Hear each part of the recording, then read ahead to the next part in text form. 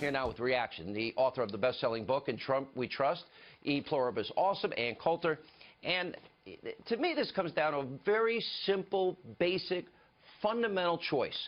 The inconvenience of a few guests that want the privilege to be here, the inconvenience, or the gambling with the lives of the American people. Why is that such a hard decision for people? No, and you're right in your monologue. Why can't we learn from Western Europe? Just a few weeks ago, German intelligence reports that 1,000 German residents have gone to fight with ISIS. Hundreds of them have come back to Germany, and what does Merkel do? She's setting them up with welfare because, you know, if they don't have a lot of welfare, that could radicalize them. Why don't we believe what these migrants say? They come to countries, they rape women. They're having a very difficult time learning not to rape women, even if they're infidel whores and have short skirts. What other immigrant group could not stop itself from raping masses of women? They march around saying, no, you're going to live under Sharia law. They commit terrorist acts. It's right in front of our eyes. And can you imagine? I mean, what Merkel has done is spreading throughout Western Europe. But just in Germany alone, combining German military discipline with Islamic ideology, it's terrifying what we're up against. Why would you do that in this country? And meanwhile, they keep trying to distract us with Russia, Russia, Russia.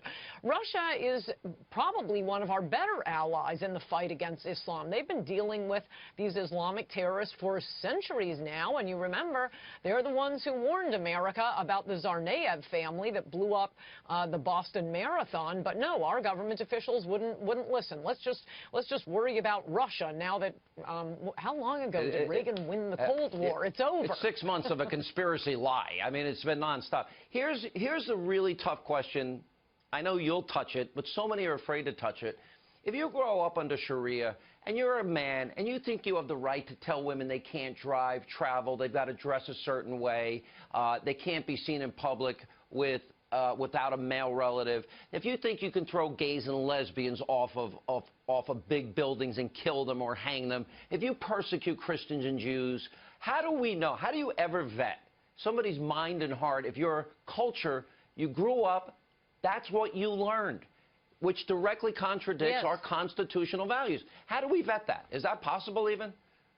No, you're absolutely right. In addition to the fact that there is no, Syrian FBI, they don't have a computer database, and there was testimony before the Senate last year saying there's nothing to vet. There's nothing we can look at. I also think it's worth mentioning, maybe you've shown these, and if you haven't, you should. I tweeted it out a few weeks ago, photos of women going to college in Afghanistan not that long ago. It was in the 70s. And it looks like an American college campus. They're wearing, skirts and button-down shirts and carrying their book bags. Things can turn overnight when you're bringing in these masses of people from very, very different cultures and make it a hate crime to ask them to assimilate, for the cherry on top. And they have no intent of assimilating. Plus, what are we getting out of this? It's one thing if we're bringing in nuclear scientists or engineers. I don't think we're getting a lot of those. But the vast majority of refugees are just instantly coming in, sucking up welfare that's meant for our people.